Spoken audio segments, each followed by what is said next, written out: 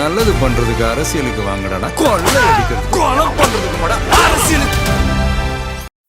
Left side OMR, right side ECR. நடுவுல உங்க step stone secret plots. Beach Resort Plots, just 24 lakhs onwards. Call 96268 99268. இந்த தேர்தலை பொறுத்த மும்முனை போட்டி தான் கடுமையா இருக்கும். திமுக, தாவேக, அதிமுக. 6 மாதங்களாக திமுக அதிமுக எதிர்ப்பை விட்டுட்டு முழுக்க விஜய் பக்கமே அடிக்கிறாங்க. அது வந்து பின்னடைவு. விஜயை போட்டு அடிக்கிறது வந்து அவங்களுக்கு பலவீனம். ஏன்னா விஜய் வந்து சிஎம் கிடையாது. ஸோ விஜயை அடிக்க நாம் தமிழுக்கு வளர்ச்சி வீழ்ச்சியா போகும். தாவேகா கூட்டணி 28.82. ஏற்கனவே வந்து தாவேகா வந்து நம்ம 19% சொல்லியிருந்தீங்க. அதனால 28.82 தாவேகா ஃபேஸ் பண்ணா அந்த பர்சன்ட் வரும். ஆனா கட்சிக்கு அக்யூரன்ஷியல் கோர் ஓட்டு வந்து 19% ஓட்டு இருக்கு. அது கட்டாயம் வந்துடும். உங்க மேல வந்து இன்னொரு குற்றச்சாட்டு காசு வாங்கிட்டு பண்றேன்றீங்க. ஏன் அவங்க மேல ஒரு கேஸ் ஃபைல் பண்ணாங்க? நான் வக்கீல் தான். அது பண்ணா மாசம் கோர்ட்டுக்கு யார் போயிட்டு இருப்பான்? எனக்கு ஒரு காசுல விளம்பரம் பப்ளிசிட்டி போட்டுக்கோ. பிரஸ் மீட் எல்லாம் போயிருந்தீங்க. அங்க வந்து பல சேனல்ல வந்து பிரைவேட் போட சொன்னதா சொல்லியிருக்காங்க. யாரு என்ன சொன்னா, என்ன மிரட்டல் எதுவும் வச்சா உங்களுக்கு? அதெல்லாம் வரதான் கலந்தான் போகணும். பின் நிறுவனம் கூப்பிட்டு எல்லா லைவ் போட்ட வீடியோ அத்தனையுமே நீங்க வேணா போட்டு செல்லு செக பண்ணி பாருங்க. எல்லாத்தையும் பிரைவேட் போட்டாங்க. நான் கொடுக்குற செய்தியை நீங்க வாதம் பண்ணு, நான் கொடுக்குற செய்தி தான் இந்த நாட்டுடைய செய்தி அப்படின்ற அஜெண்டாவை திணிக்கிறது திராவிட மாடல் அரசா. மற்றவங்களும் அதே போக்கு தான் இருக்கான். அதிமுகவும் அதே போக்குல இருக்கான், பாஜகவும் அதே போக்குல இருக்கான். ஆனா இவனும் சேர்ந்தாலும் அவனும் சேர்ந்தான். அவன் பெருத்திடனா இவன் அதோட திருடன். 2 திருடலுமே இப்படிதான் பண்றாங்க. இந்த ஆட்சியில வந்து கருத்து சுதந்திரமே இல்லைன்னா என் வீடியோ ஏன் பிரேக் போட்டா சொல்லு. தாவேகாவுக்கு தமிழகம் முழுக்க ஒரு வளர்ச்சி இருக்கிறது, ஒரு விவேகம் இருக்கிறது, ஒரு ஆற்றல் இருக்கிறது, துடிப்பு இருக்கிறது. இவர்களை எப்படி அந்த கட்சி அணுகி பயன்படுத்திக் கொள்வாரோ அவருடைய எதிர்காலம் இருக்கிறது. திமுக ஒன்லி முழுக்க பிராண்டிங் கவர்மெண்ட், மார்க்கெட்டிங் கவர்மெண்ட், மற்றபடி மக்களுக்கான அரசு இல்லை. இந்த திராவிட இயக்கங்கள் அணிஞ்சால்தான் நாடு வளர்ச்சி பெறும். மாற்றம் வேண்டும். மாற்றுக்கான தலைவர்கள் யார் வேணும், அது தமிழகம் தேடினால் ஆக சிறப்பாக இருக்கும்.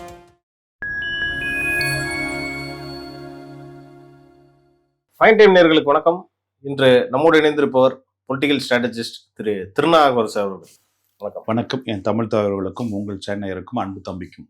தமிழ்நாட்டுல இனி கூட்டணி ஆட்சி தான் வரும் அப்படின்ற மாதிரி சொல்றீங்க. எந்த வகையில நீங்க சொல்றீங்க? அதை ப்ரூவ் பண்ணுங்க. அதை நான் எதுக்கு நான் ப்ரூவ் பண்ணேன்? கட்சிகள் தான் ப்ரூவ் பண்ணணும். நான் எதுக்கு ப்ரூவ் பண்ணணும்? இல்ல நீங்க சொல்றீங்கல்ல, திமுக காங்கிரஸ் விசிகா கூட்டணி 31.90%, தாவேகா கூட்டணி 28.82, அதிமுக பாஜக பாமக கூட்டணி 26.88, நாம் தமிழர் கூட்டணி 5.60, நோட்டா 2.86. அது என்ன தாவேகா கூட்டணி 28.82? ஏற்கனவே வந்து தாவேகா வந்து நம்ம 19% சொல்லியிருந்தீங்க. அதனால 28.82 கொஞ்சம் விளக்குங்க. அதாவது சட்டமன்றத்தில் தற்போது தேர்தல் நடந்தால் அந்த கூட்டணியினோட அந்த கணக்கு வரும். ஸோ எந்த கட்சிகள் சேர்ந்தாலும் தாவேகா ஃபேஸ் பண்ணா அந்த பர்சன்ட் வரும். ஆனா கட்சிக்கு அக்யூரன்ஷியல் கோர் ஓட்டு வந்து 19% ஓட்டு இருக்கு. அது கட்டாயம் வந்துடும். தேர்தல் இது ஏன் தேர்தல்ன்ற போது கேண்டிடேட் பிரச்சாரம் இதெல்லாம் வரபோது அந்த ஓட்டு வரும். அதுக்காக தான் கொடுத்தது. இப்ப இவங்க நினைக்கிறாங்கன்னா அடுத்த முறை அது கூட கொடுக்க போறது இல்லை. சர்வேல அப்படின்னா மொத்தமா இந்த ஓட்டு சொல்லிட்டா பிரச்சனை சால்வு. இவனுக்கு ஒவ்வொன்றும் விலைக்கு சொல்ற போது என்ன, நான் என்ன நோக்கத்துக்கு விளக்குன்னு தெரியாம அவங்க பாட்டு கட்டு கேள்வி கேட்டுறாங்க. இல்ல கரெக்டா தானே கேக்குறாங்க. ஏன்னா இந்த சைடு கூட்டணியே ஒன்னும் சேரலையே, எந்த கட்சியும் இல்ல, அமைப்பு இருக்கு. கூட்டணி என்பது இருங்க. அந்த திமுக பிளஸ் போட்டிருக்கேன், திமுக காங்கிரஸ் விசிகான்னு போட்டிருக்கேன், அதிமுக பாஜக போட்டிருக்கேன். இதுல பிளஸ் போட்டிருக்கேன்னா போடல. சோ பிளஸ் போட்டு கூட்டணி மத்த கட்சி தான் கேட்கணும். அதுக்கு தாவேக கூட்டணி தான் போட்டேன். பிளஸ் போட்டு மத்த எந்த கட்சிக்கு நான் காட்டல. இவங்க என்னன்னா தாத்தகா போட்டிருக்கேன், கூட்டணி போட்டிருக்கேன், அது பிளஸ்ஸா போட்டிருக்கேன்னா எல்லாமே போட்டா போடல. சோ அவங்க என்னன்னா இதெல்லாம் போட்ட திமுக போட்டப்ப ஏன் போடல? அங்க இல்ல, அதனால போடல. சோ கூட்டணின்றப்ப அங்க அதுக்கு வெற்றிடம் போட்டிருக்கேன்ல. நம்மளால என்ன பண்ணா, அவங்க கூட்டணி இங்க கூட்டணி இல்லையா அப்படின்னு அவங்க பார்வை எடுத்துட்டு கேள்வி கேட்டா அதுக்கு நான் பொறுப்பா கண்ணா? நான் என்ன ஆங்கிள் நான் வதிக்கிறேன், கதை திரைக்கதை வசன டைரக்ஷன், நான் எந்த ஆங்கிள் ஒரு ஆய்வை முடிக்கிறேன், அது எனக்கு தானே தெரியும். உனக்கு எப்படி தெரியும்?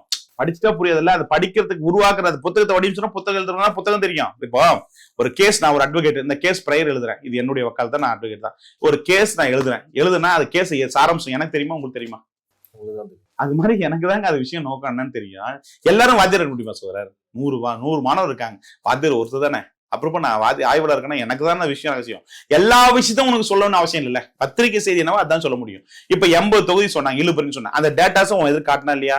அது என்னுடைய பிசினஸ். என்னுடைய பிசினஸ் நான் எப்படி உன்கிட்ட பத்திரிக்கையில வந்து எந்த தொகுதி சொல்லிட்டேன், அப்புறம் எதுக்கு நான் எனக்கு என் காசு செலவு பண்ணி எதுக்கு அதை காசாக்க தான் நான் இருக்கேன். இப்ப எனக்கு கேண்டிடேட் வந்து கிளைண்ட் காசு அதான் அதுக்காக தான் தொழில் பண்றேன், அதுக்காக தான் கம்பெனி இல்ல எடுத்து நாளைக்கு தான் கேட்டுருவாங்கல்ல, எதுக்கு? காசாக்குறதுக்கு நீங்க சும்மா ஒரு பொய்யா கூட சொல்லலாம். 80 தொகுதியில வந்து டெபாசிட் இழக்குது அதிமுக அப்படின்னு அந்த நம்பகத்தன்மைன்னு ஒண்ணு இல்ல அது அது அவங்க நீ கேட்கற ரைட்டுக்குன்னா 210 தொகுதி ஒவ்வொருத்தையும் டேட்டாஸ் கம்பெனி, இது ஸ்ட்ராட்டஜி கம்பெனி அப்படின்ற போது நான் ஃபிங்கர் டிப்ஸ்ல வச்சுக்கணும். 210 தொகுதி இருக்கப்போ நாளைக்கு ஏதோ ஒரு கட்சியிலே பேசுறாங்க, இங்க ஏதோ ஒரு கட்சி கூட போய் பேசுறேன்னா அந்த கட்சிகிட்ட என்ன டேட்டாஸ் கேட்டா டேட்டாஸ் கொடுக்கணும், கொடுத்தாதான் பிசினஸ் கிடைக்கலாம், கிடைக்காது. அப்புறம் போது எந்த 210 தொகுதி இந்த தொகுதி ஜெயிக்கும் தோக்கும் இழுபறி நல்லது கெட்டது எல்லாமே வச்சிருந்தாதான் அவன் பிசினஸ் கொடுப்பான். அப்படி பாக்குறப்போ ஒரு கேண்டிடேட் வரனா உன் தொகுதியில டேட்டாஸ் இப்படி இருக்கு பாரு, இந்த மாதிரி ஒர்க் பண்ணா கிடைக்கிறது, அதுதான் ஸ்ட்ராட்டஜி கம்பெனி. என்னுடைய தரவுகளை ஒரு செய்திக்கு என்ன கொடுக்கணுமோ அதான் கொடுக்க முடியும். அதை கடந்து எல்லாமே கொடுக்கணும்னா என் கம்பெனிக்கு ஒரு 2-3 கோடி 10 கோடி 20 கோடி கொடுக்க சொல்லி கொடுக்குறேன். இல்ல ஒரு சட்டமன்ற தொகுதிக்கும் 1 கோடி கொடுக்க சொல்லி கொடுக்குறேன். ஒரு சட்டமன்ற தொகுதி டேட்டாஸ் மொத்தமும் தரேன், என்ன சாதி, என்ன தொழில் பண்றாங்க, எங்க ஓட்டு போகுது, என்ன எது பூத் வைஸா எல்லாம் தரேன். 1 கோடி ரூபாய் கொடுக்க சொல்லுங்க. உங்க டீம்ல மொத்தம் எத்தனை பேர்? மொத்தம் 30 பேர் இருக்காங்க. 30 பேர் இருக்காங்க. 2 ஆபீஸ், இங்க ஒரு ஆபீஸ் இன்னொரு ஆபீஸ் இருக்கு. ஏற்கனவே இங்க ஆபீஸுக்கு தான் டேட்டாஸ் எல்லாம் எடுத்து போயிட்டாங்க, அதனால ஆபீஸ் இன்னொரு ஆபீஸ் இருக்கு, அதை சொல்ல மாட்டேன். 2 ஆபீஸ் இருக்கு, 30 பேர் வேலை செய்றாங்க. மாசம் எனக்கு 25 லட்ச ரூபாய் செலவாயிட்டு இருக்கு. அதெல்லாம் என்ன சொல்றேன்னா எனக்கு வந்து ஒரு தொகுதி வயசா நான் டேட்டாஸ் தரேன், எனக்கு 1 கோடி ரூபாய் கொடுங்க, டேட்டாஸ் தரேன், பாயிண்ட் போ. வீடியோ பாக்குறவங்களுக்கே டவுட் வந்துடாதா? என்ன நீங்க ஒரு மாசத்துக்கு வந்து 25 லட்ச ரூபாய் ஆமாங்க, செலவாகுதுன்றீங்க, கஷ்டப்படுறேன்றீங்க. ஆமா, அவங்க செலவு அப்புறம் சேலரி எப்படி கொடுக்குறது கேள்வி கஷ்டப்படுறேன்னா ஆமா எனக்கு பிசினஸ் வரும். இப்பதான் எனக்கு பிசினஸ் வருமானம், கேண்டிடேட் பிடிச்சதா எனக்கு வருமானம். நீங்க 2 ஆங்கிள் கஷ்டப்படுறேன்னா நான் சொந்த காசை போட்டு சர்வே பண்றேன். பெர்ஸ்மீட்டுக்கு எது கொடுக்குமோ அதான் கொடுக்க முடியும், எல்லாமே கொடுத்துட முடியாது. இது கம்பெனிக்குன்னு சில டேட்டாஸ் நான் பாதுகாக்கணும். கம்பெனி டேட்டாஸ் உனக்கு பிசினஸ், இது பிசினஸ்ல என்ன தரவுகள் செய்திக்கு போகணுமோ அது மட்டும் தான் கொடுக்க முடியும். அதாண்டி மொத்த 210 தொகுதி கொடுத்தா 234 கோடி ரூபாய் கொடுக்குறாங்களா? கேள்வி கேட்கிற அந்த பாப்பா கொடுக்குமா சொல்லுங்க, நான் தரேன். இது கார்பரேட் கம்பெனிங்கன்னா சும்மா ஒண்ணு கைலாங்கடை இல்ல, ஐபிடிஎஸ் பிரைவேட் லிமிடெட், ஜிஎஸ்டி கட்டுறேன், டாக்ஸ் கட்டுறேன், எல்லாரும் இருக்கு டிரான்சாக்ஷன். அப்படி பண்றேன்னா எனக்கு நீ ப்ராப்பரா எனக்கு அக்கௌண்ட் டிரான்ஸ்ஃபர் பண்ணு, கம்பெனி அக்கௌண்ட் டிரான்ஸ்ஃபர் பண்ணி டேட்டாஸ்ல பிசினஸ் கொடு. 210 தொகுதிக்கு 234 கோடி கொடுக்குறேன். சொல்றது ஈஸியா சொல்லிட்டு போய்ங்க இன்னைக்கு. சரி அப்படின்னா ஏடிஎம் கீழ இருக்க 7th ஸ்ட்ராட்டஜி கம்பெனிக்கு 400 கோடி ஏன் அதிமுக கொடுக்குது? பெண்ணு ஏன் கோடிகளை செலவு பண்ணுது? பிஜேபி வராகி டீம் எதுக்கு வச்சிருக்காங்க? அப்புறம் ஆதவர்ஜம் ஜான எதுக்கு வச்சிருக்காங்க? அவங்களுக்கு எல்லாம் பைசா கொடுத்தானே ஒரு டீம் போட்டு பண்றாங்க. அப்புறம் தமிழ நான் மட்டும் பண்ணா குத்துதான் உங்களுக்கு? மனசாட்சி இல்லையா? ஒரு அடிக்க தப்பு இல்ல, என்ன மட்டும் ஏன் குத்துறீங்க? அப்படி நான் வந்து என்ன காரணமா இருக்கும் உங்களை மட்டும் ஏன் டார்கெட் பண்றேன்? எடப்பாடி முதலமைச்சர் சொன்னா அவன் ஏத்துக்குவான். ஸ்டாலின் அதான் சொல்றேன், ஸ்டாலின் முதலமைச்சர், எடப்பாடி முதலமைச்சர், சீமானும் முதலமைச்சர், விஜய் முதலமைச்சர் சொல்லிட்டா எல்லாருக்கும் பிரச்சனை சால்வ். என்னன்னா ஒருத்தர் சொன்னா ஒருத்தர் அடிக்கிறான், ஒருத்தர் அவனை சொன்னா இவன் அடிக்கிறான். இது வந்து ஏத்துக்கூடிய கருத்துல ஏத்துக்கூடிய மனப்பக்குவம் மக்கள் கிட்ட. நீங்க ஒரு குற்றச்சாட்டம் வச்சிருந்தீங்க, இப்ப பிரஸ் மீட் எல்லாம் போயிருந்தீங்க, அங்க வந்து பல சேனல்ல வந்து பிரைவேட் போட சொன்னதா சொல்லியிருக்காங்க. யாரு என்ன சொன்னா, என்ன மிரட்டல் எதுவும் வச்சா உங்களுக்கு? அதெல்லாம் வரதான் கலந்தான் போகணும்.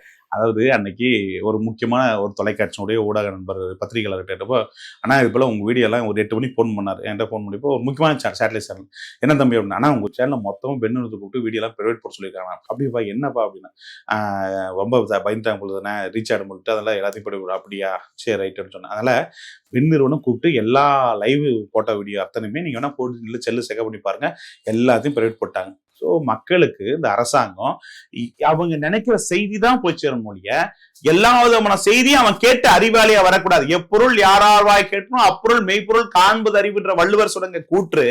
நீ அப்படி இருக்கக்கூடாது, நீ முட்டளாவே இரு, நான் கொடுக்குற செய்தியை நீ விவாதம் பண்ணு, நான் கொடுக்குற செய்தி தான் இந்த நாட்டுடைய செய்தி அப்படின்ற அஜெண்டாவை திணிக்கிறது திராவிட மாடல் அரசா.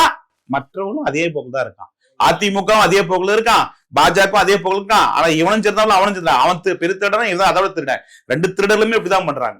இந்த ஆட்சியில வந்து கருத்து சுதந்திரமே இல்லன்னா என் வீடியோ ஏன் பிரைவேட் போட்டா சொல்லு, ஏன் பிரைவேட் போட்டாங்க? இதை பத்தி நீங்க வெளியே பேசுனீங்களா? இதை பத்தி நீங்க வெளியே சொன்னீங்களா? நீ கேக்குறதா சொல்றேன், வெளியே எங்க போய் சொல்றது? ஏன் நீங்க சொல்ல மாட்டீங்க? இப்ப இன்டர்வியூ எடுக்க வரோம் நீங்க சொல்றீங்க, நீங்களே யூடியூப் சேனல் எல்லாம் வச்சிருக்கேன்னு சொல்றீங்க, வெளில சொல்ல வேண்டியது. நீ அதை பிரஸ்ல வந்து சொல்ல வேண்டியது. அது ஒரு பிரஸ் கிளப் போய் 20,000 புக் பண்ணி திரும்ப காசு கட்டி, பிரஸ் கிளப்க்கு ஒரு 10,000 காசு கட்டி, அப்புறம் மெயில் போட்டு எல்லாம் போட்டு, அப்புறம் வர ரிப்போர்ட்டுக்கெல்லாம் கவர்ல காசு கொடுத்து செலவு பண்றீங்க. அதான் சொல்றேன், மறுபடியும் உங்களை டிஃபெண்ட் பண்ணிக்கிறதுல என்ன தப்பு இருக்கு? அதுதான் சொல்றேன், மறுபடியும் போய் 20,000 செலவு பண்ணா ஏத்துக்குவாங்க, மறுபடியும் போய் 20,000 செலவு பண்ணும். அது வேஸ்ட். எனக்கு இருக்கு அது ஒவ்வொரு முறையும் இதெல்லாம் சொல்லிட்டு ஒவ்வொரு முறையும் பேட்டி இதே பொழப்பா இருக்க முடியுமா? ஏன்னா உங்க மேல வந்து இன்னொரு குற்றச்சாட்டு, காசு வாங்கிட்டு பண்றேன்றீங்க. ஏன் அவங்க மேல ஒரு கேஸ் ஃபைல் பண்ணாங்க? நான் வக்கீல் தான், அது பண்ணா மாசம் கோர்ட்டுக்கு யார் போயிட்டு இருப்பான்? எனக்கு ஒரு காசுல விளம்பரம் பப்ளிசிட்டி போட்டுக்கோ, நீங்க இஷ்டம் நாக்கு எப்படின்னு சொல்லிக்கோ. I don't know. இல்ல உங்களை டிஃபேம் பண்ற மாதிரி இல்ல சார். அரசியல் பொது வாழ்க்கைன்னு இருக்கப்போ ஒரு அரசியல் இதெல்லாம் கடந்து போகணும் சார். அப்படிதான் சார் போடுவோம். பாசிட்டிவா நல்லதான் சார். நம்ம கிராமத்துல சொல்லுவான், கடைச்ச செத்து சுடுகாட்டுக்கு போற கடைசி போறப்பதான் அவன் எப்படி வாழ்ந்து முடிச்சான் நல்லவன் கெட்டவன் சொல்ற உலகம். அப்படிப்பட்ட உலகத்துல இதெல்லாம் வரும் சார். கடந்து போனோம். ஒரு இடத்த பிடிக்கணும்னா, ஒரு ஜெயிக்கணும்னா இதெல்லாம் கசப்புகள் இருக்குதான் செய்யும் சார். இனிப்பை விட கசப்பு தான் சார் சிறந்தது. பாசிட்டிவ் விட நெகட்டிவ் தான் சார். நெகட்டிவ் தான் ஒருத்தன் உயர்த்தும். என்ன பேசுங்க, நான் வளருகிறேன், ஒரு இடத்தை ஜெயிச்சிருவேன் நான் சார். இது உங்க பிசினஸ் வந்து பாதிக்காது, டிஃபேம் பண்ணதால உங்க பிசினஸ் பாதிக்காது. அதுதான் தப்பு. அதாவது ஒரு விஷயம் பாசிட்டிவ் விட நெகட்டிவ் தான் பெஸ்ட். பாசிட்டிவ் கூட சேர்த்துக்கூடாது அரசியல். அப்படி அரசியல் தீவிரப்பாளர் இருக்கிற போது இதெல்லாம் நான் பாக்குற போது யுக்தி நிறுவனம். இப்போ அதிமுகல ஒரு சமூக வலைத்தளத்துல அடிக்கிறான். அவன் வந்து, நானே சொல்றேன், நான் பொது வாழ்க்கையில இருந்தவன். நான் 3 முறை திமுகல சீட்டு கேட்டவன். எங்க அம்மா இருந்த பிறகு டோட்டலா விட்டு வந்துட்டேன். ஒரு அமைப்பே மாநில இருந்தவன். நான் அதுக்கடுத்து ஒரு அரசியல் வழக்கறிஞர், ஆய்வாளர், எல்லா விஷயம் கடந்து வந்து இன்னைக்கு ஒரு எங்க அம்மா இருந்த பிறகு முழுக்க என் ஸ்ட்ராட்டஜி கம்பெனி தான் முழு கவனம் செலுத்தி போயிட்டு இருக்கேன். ஒரு ஸ்டேட் லெவல்ல ஏதாவது ஒரு தமிழ்நாட்டிலயோ இந்தியா லெவலில் ஏதாவது ஒரு ஸ்டேட்டுக்கோ ஒரு ஸ்டேட்டுக்கு வேலை பார்க்கணும் தான் என்னுடைய லட்சியம். அந்த கனவை நோக்கி போறேன். அப்படி போது இவன் எடுத்து போட்டானாமா, ஆமாண்டா திமுக தானே மாநில பொறுப்பு, என்ன உனக்கு பிரச்சனை? 3 முறை எம்எல்சி கேட்டேன், என்ன உனக்கு பிரச்சனை? ஆமா வெளியே வந்துட்டேன், இன்னைக்கு இருக்கனா டுடே ஆஸ்பர் அதான் பேசணும். ஆதவர்ஜனா இருக்கானா, ஆதவர்ஜன் எனக்கு என்ன சம்மந்தம் இருக்கு? சோ அன்னைக்கு இருந்தா அவன் கேட்கறான், ஆமா 2019 ஸ்டாலின் என்கிட்ட டேட்டாஸ் கிட்ட கொடுத்தேன், 2019 நைட் 11 மணிக்கு கூப்பிட்டு தினேஷ் கூட்டி என்கிட்ட பேசுறது கொடுத்தேன், ஆமா இல்லன்னு சொல்ல. இதே எடப்பாடி பழனிசாமி நான் போட்டோ இல்லன்னு சொல்ல, பாக்கலன்னு சொல்ல. எடப்பாடி பழனிசாமி போன நாடாளுமன்றத்துல இன்ட்ரெஸ்ட் இல்லாம என்ன சொன்னாரு, திருநாவுக்கரசு நம்ம 2020 சேர்ந்து பண்ணலாம், அதுக்கு அடுத்து 2000 சொல்லி எடப்பாடி என்கிட்ட சொல்லு சொல்லு. உன் எடப்பாடி இது வேலுமணி, வேலுமணிட்ட பார்த்தேன், டேட்டாஸ் கேட்டான், டேட்டாஸ் கொடுத்தேன், இல்லன்னு சொல்ல. காசு கேட்டனா, நான் எல்லாரும் சந்திச்சிருக்கேன், எல்லா தலைவரும் பார்த்திருக்கேன், இல்லன்னு சொல்ல. எல்லா தலைவரும் பார்க்காம இல்ல, எல்லா தலைவரும் பார்த்திருக்கேன், பழகிருக்கேன், பேசியிருக்கேன், இன்னைக்கும் பேசிட்டு இருக்கேன். அது என்ன விஷயம்? சோ உனக்கு சாதகமா சொல்ல நான் சொல்ல மாட்டேன். அதுக்கான ஆள் நான் இல்ல. என்னை விலை வாங்கக்கூடிய அளவுக்கு தகுதி படைச்சவர் தமிழ்நாட்டில் இல்லை. இதுதான் உங்களுடைய கருத்தா இருக்கு? இதுதான் உங்களுடைய கருத்து? எனக்குன்னு ஒரு இலக்கு இருக்கு, எனக்கு நோக்கம் இருக்கு. அதை நோக்கி ஓடிட்டு இருக்கும்போது குப்பைகளும் சாக்கடைகளும் இருக்குதான் செய்யும். அதை நம்ம தான் கடந்து போகணும். தமிழ்நாடு அரசியல் இப்ப எலெக்ஷனோட டேட்டும் அனௌன்ஸ் பண்ணிட்டாங்க. வந்து பாத்தீங்கன்னா தாவேக்காக்கு நாளுக்கு நாள் செல்வாக்கு அதிகமாயிட்டே இருக்குன்னு சொல்றாங்களே, அது நீங்க ஏத்துக்கிறீங்களா? எப்படி கிரவுண்ட் ரியாலிட்டி எப்படி இருக்கு? அதுக்கு தாவேக்கா எப்படி பாக்குறாங்க? அதை இன்னும் சொன்னா தாவேக்கானுவான். நமக்கு நான் ஒரு திமுக ஜெயிக்கிறேன், திமுக சொம்புன்னுவான். அண்ணாமலைக்கு ஜெயிக்கணும்னு சொன்னா அண்ணாமலை சொம்புங்குவான், முட்டுன்னுவான். இந்த மாதிரி இவன் அப்ப அண்ணாமலை ஜெயிக்கிறப்ப திமுக அடிச்சான், இப்போ சொன்னா எடும்காரன் அடிக்கிறான், அப்புறம் நாம் தமிழ் அடிக்கிறான். அதுல என்ன, தாவேக்காவுக்கு தமிழகம் முழுக்க ஒரு வளர்ச்சி இருக்கிறது, ஒரு விவேகம் இருக்கிறது, ஒரு ஆற்றல் இருக்கிறது, துடிப்பு இருக்கிறது. இவர்களை எப்படி அந்த கட்சி அணுகி பயன்படுத்திக் கொள்கிறோ அவருடைய எதிர்காலம் இருக்கிறது. இல்ல தாவேக்கா இதை பண்ணா இன்னும் கொஞ்சம் பெஸ்டா இருக்கும்னா நீங்க எதை சொல்லுவீங்க? அது நான் ஏன் சொல்லணும், வீடியோல ஏன் சொல்லணும்? யோகா அவங்க அதை கத்துக்கிட்டு வந்து செயல்படட்டும். நீங்க ஒரு அரசியல் விமர்சகராகவும் இருக்கீங்களே, நான் விமர்சனம் இல்ல, யோகா பலரா இருக்கேன், விமர்சனம் இல்ல. நான் தப்பு. அதாவது என்ன ஐடியா, நான் எதுக்கு சொல்லணும்? ஐடியா தானே காசு, நான் எதுக்கு சொல்லணும்? சரி ஓகே. அப்ப இந்த திமுக அரசு 5 வருஷம் இருந்துச்சுல, அங்க 5 வருஷம் எப்படி ஆண்டாங்க? உங்களுடைய கருத்து? மோசமான ஒரு ஆட்சி, எப்படி இருந்த ஆட்சி? ஏன் அப்படி சொல்றீங்க? மக்களுக்கு நன்மை பெறாத ஆட்சி. முதல்வர் வந்து அடுக்கா சொல்லிட்டு இருக்காரு, ஒரு திட்டமா சொல்றாரு, அதெல்லாம் மக்கள் மத்தியில சேரலையா? பிராண்டிங் கவர்மெண்ட், மார்க்கெட்டிங் பண்றாங்க. Marketing government. நீங்க மார்க்கெட்டிங் தான். திமுக ஒன்லி முழுக்க பிராண்டிங் கவர்மெண்ட், மார்க்கெட்டிங் கவர்மெண்ட். மற்றபடி மக்களுக்கான அரசு இல்லை. ஏன்னா நான் திமுகல இருந்தவன், திமுகவை பத்தி பேச நல்லாவே தெரியும். என்னை விட திமுக உடைச்சவன் கிடையாது, என்னை விட திமுக பாடுபண்ண கிடையாது, என்னை விட இது பண்ண கிடையாது. நான் எல்லாம் பல கோடிகளை அழிச்சவன் அந்த கட்சிக்காக. அழிச்சிட்டு ஒரு கடைசியா ஒரு ஃபைல் முடிக்கிறேன், 2500 ரூபா கம்மியா இருக்கு, மன விட்டு பேசினேன். இதுல போய் என்ன இருக்கு, பப்ளிக் மேக்ல போய் சேரட்டும். ஃபைல் ஒன்று வந்து முடிக்கிறேன், ஒரு அமைச்சர்கிட்ட வந்து முடிச்சுட்டு 2500 ரூபா கம்மியாக இருக்குது. எங்க மாமா கூப்பிட்டு காசு தர சொல்றேன், காசு கொடுக்குறாரு. 2000 ரூபாய் கம்மியா இருக்கு அப்படி சொல்லிட்டு சார் சுகுரா கிட்ட வாங்கிட்டு போனாங்க. ஸோ இவனும் திருட அவனும் திருட. அப்ப அதிமுக அவங்ககிட்டயே ஒரு ஃபைல் முடிச்சேன். கல்வி அமைச்சர் ஒரு பள்ளிக்கூடத்துக்கு ஒரு பர்மிஷன் ஆகணும், லைசன்ஸ் ஆகணும், எல்லாரும் கொடுத்துட்டு அமௌண்ட்டுக்கு போய் பணம் கட்டி வச்சிருக்காங்க. அதிமுகவில் பணம் கரெக்டாக சுகரை வாங்கிட்டு தான் அந்த லைசன்ஸை கொடுத்தாங்க.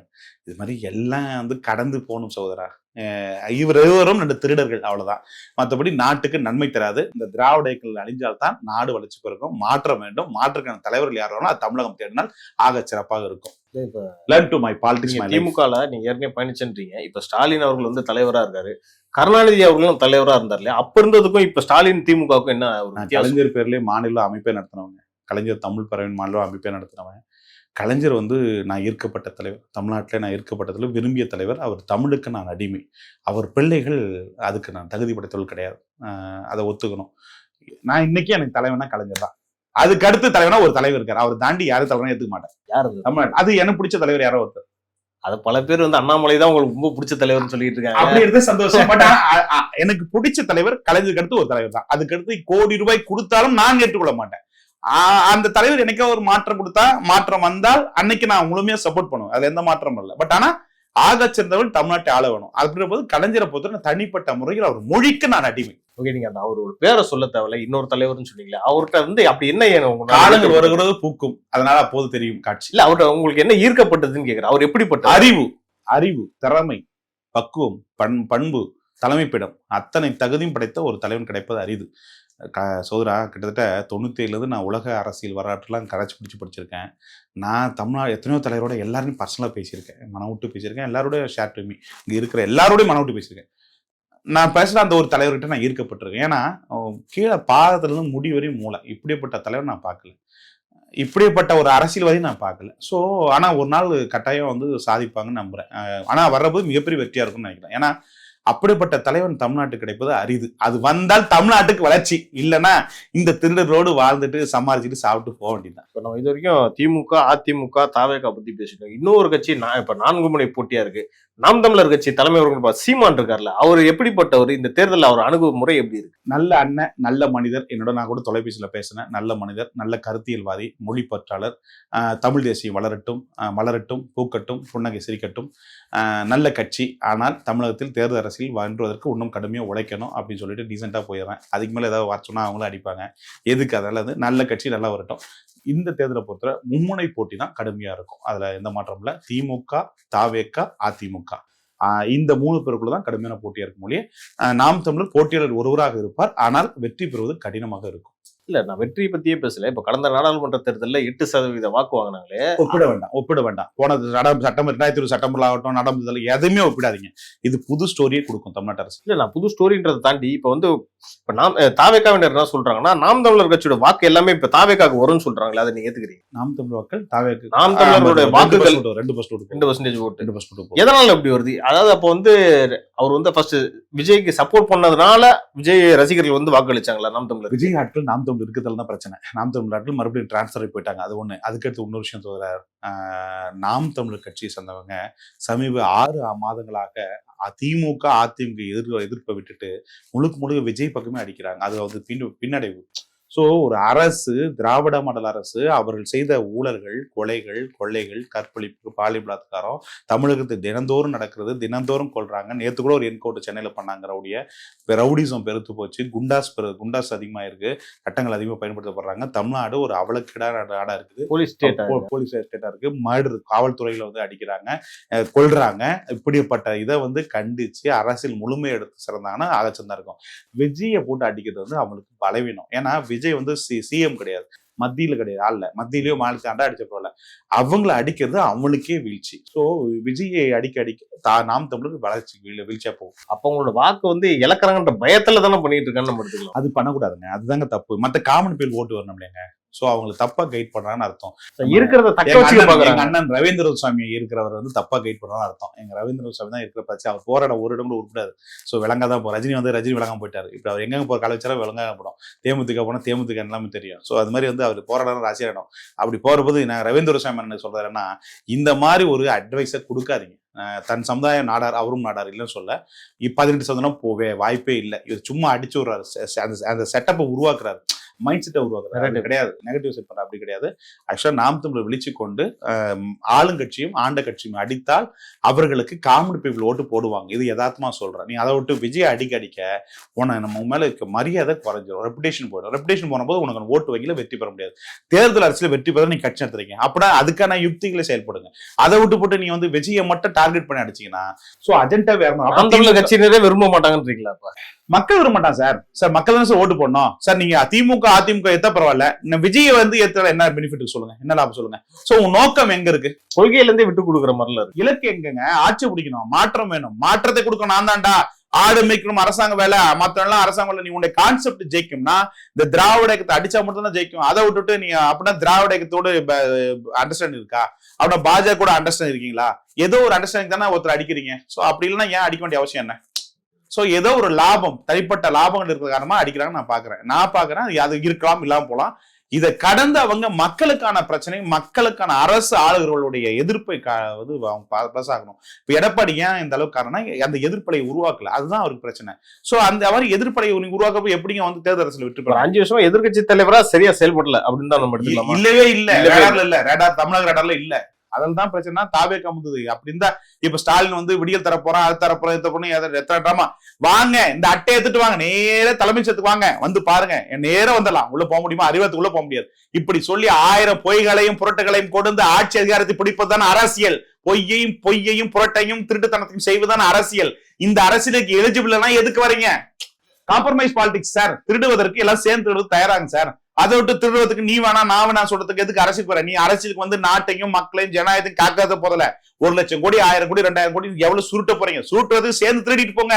அதை விட்டு நீ வேணா ஓபிஎஸ் வேணா தினகரன் வேணா அதை வேணா இதை வேணா என்ன வாட்டி மாறி மாறி கேஸ் போட்டுக்கிறதுலாம் ஊழல் வழக்கு சம்பந்தமா. மக்கள் முட்டாள். சரி 5 வருஷம் போட்டி ஒன்னு செட்டால என்ன சொல்றீங்க? பாக்குற நம்ம தான் பைத்தியக்காரன்.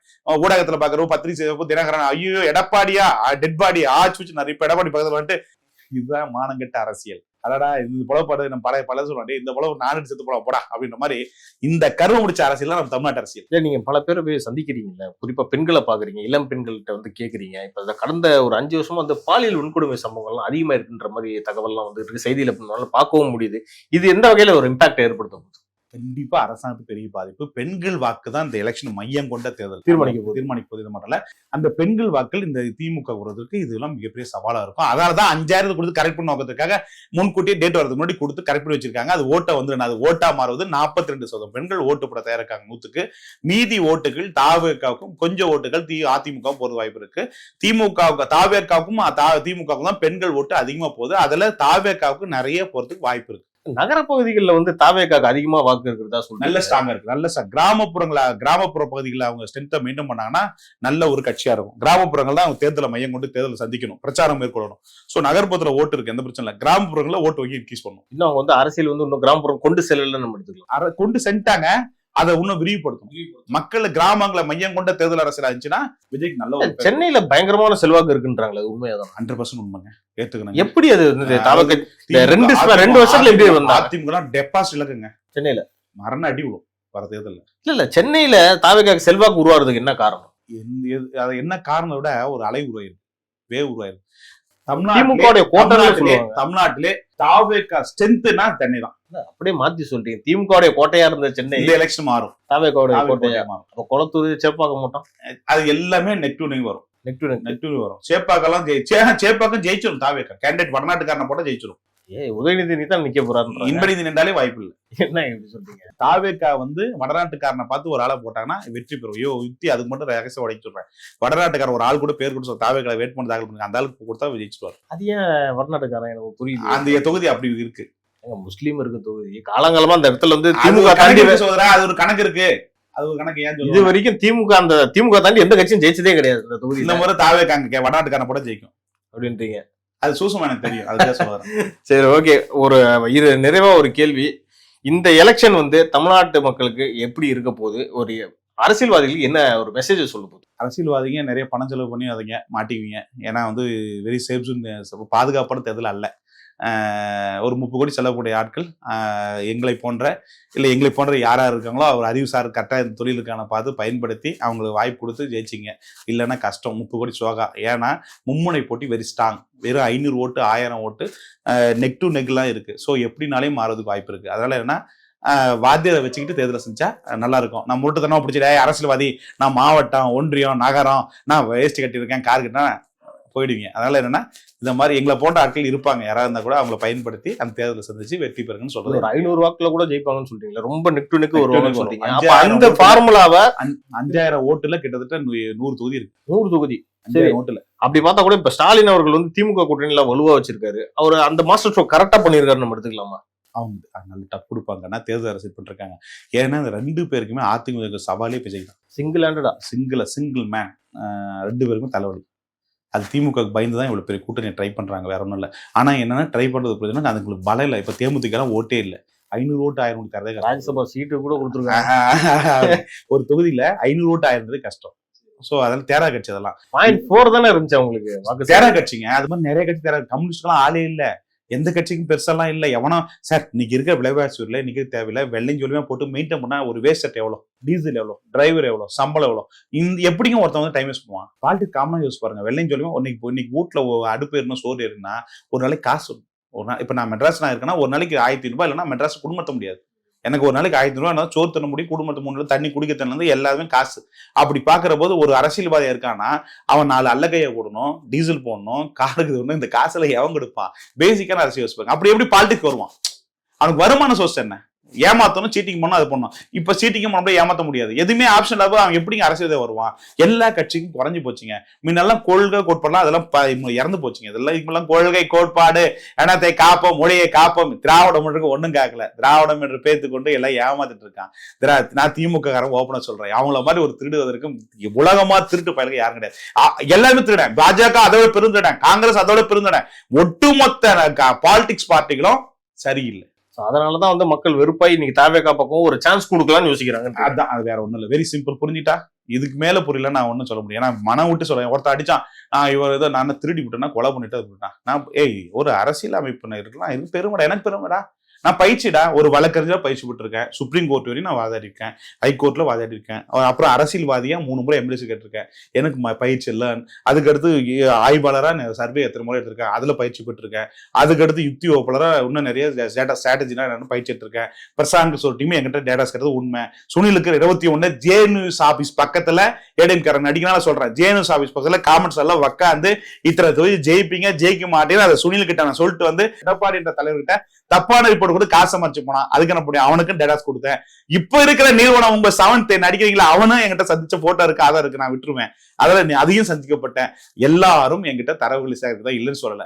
எனக்கு டேட்டாஸ் கம்பெனி இடத்துக்கு கேட்டா காசு கொடுத்தா கொடுக்க போறேன், அவ்வளவுதான் முடிஞ்சு போச்சு. சர்வே இடத்துல மட்டும் காம்ப்ரமைஸ் ஆக மாட்டேன், இருக்கிறத சொல்லுவேன். ஏன்னா கம்பெனி ரெப்புடேஷன், நான் வந்து 25 வருஷமா மீடியாவை சந்திச்சு வந்துட்டே இருக்கேன். அதுல காம்ப்ரமைஸ் ஆக மாட்டேன், அதுல கரெக்டா இருப்பேன். மீதி என்கிட்ட பர்சனலா டேட்டாஸ் கேட்கறியா, காசு கொடு, நான் தரேன். இது என்னுடைய ப்ரொபஷனல். நீ அதை விட்டு பிரஸ் மீட்ல வந்து நான் என்ன உனக்கு வரேன், நான் வரமாட்டேன். இதே ஸ்டாலின் கொடுத்தாலும் நான் செய்ய மாட்டேன், எடப்பாடி கொடுத்தாலும் செய்ய மாட்டேன். ஏன்னா அந்த விஷயம் ரெப்புடேஷன், அதெல்லாம் நான் தெளிவா இருப்பேன். டேட்டாஸ் வைஸா நீங்க பர்சனலா வந்து பொழைச்சிக்கோ, நான் தரேன், நான் எக்ஸ்பீரியன்ஸ் இருக்கு, 26 வருஷம் அனுபவம் இருக்கு, நான் கொடுக்க காசு பிரச்சனை இல்லை. ஆனா பிரஸ் மீட் பத்திரிகை சந்திக்கல மட்டும் நான் காம்ப்ரமைஸ் ஆக மாட்டேன். இதுல அண்ணாமலை கூட நான் செலவு பண்ணேன் 50 லட்ச ரூபா அந்த தொகுதிக்கு நான் செலவு பண்ணேன். டேட்டாஸ் நான் ஜெயிக்கிறதுக்காக, கம்பெனிக்காக சொந்த காசு செலவு பண்ணேன். இல்ல சில பேர் அண்ணாமலை காசு ஆயிட்டான், ஒத்த பைசா. இதே எங்க அண்ணாமலை அவர்கள் நேரடியாக தெரியும், கேட்க சொல்லும் பார்ப்போம். அவர் ஒரு பேர் ஒரு தலைவருக்கு எனக்கு ஒரு திறமையை காட்டி வாய்ப்பு கொடுத்துருவாரா? ஒரு படத்துல டைரக்டர் போய் வாய்ப்பு கேட்கிற மாதிரி தாங்க. நம்ம ஒரு சக்சஸ் படம்னா அவங்க கிட்ட போய் வீசிய வேலை கேட்கலாம். சார் என் டேலண்ட பாருங்க சார், எனக்கு ஒரு வாய்ப்பு கொடுங்க சார். அப்படின்னா பிசினஸ். ஒரு மனுஷன் எதுக்கு முயற்சி பண்றான்? நான் சக்சஸ் தான் முயற்சி பண்றான். அப்புறமா அந்த தொகையை ஜெயிச்சிருந்தா எனக்கு நான் ஒரு பேர் எடுத்துருப்பேன்ல. எனக்கு அந்த பேர் போனதுக்கு காரணம் சதிகளால் விழப்பட்டேன்.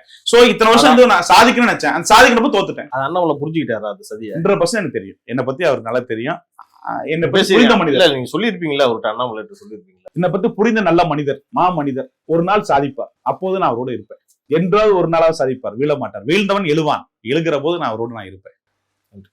ரொம்ப நன்றி என் தமிழ் தோழர்களுக்கும் உங்கள் சேனல் நேயர்களுக்கும்.